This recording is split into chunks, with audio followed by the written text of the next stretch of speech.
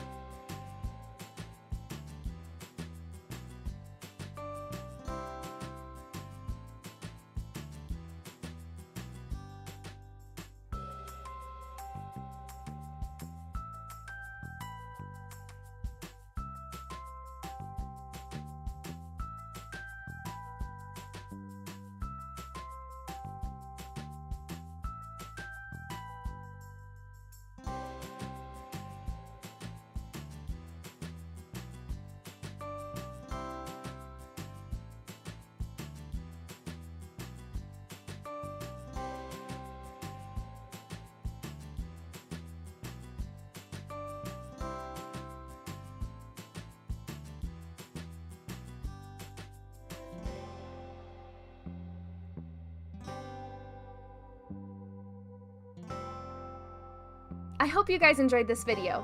If you liked it, please give it a thumbs up. If you're new here, hit that subscribe button.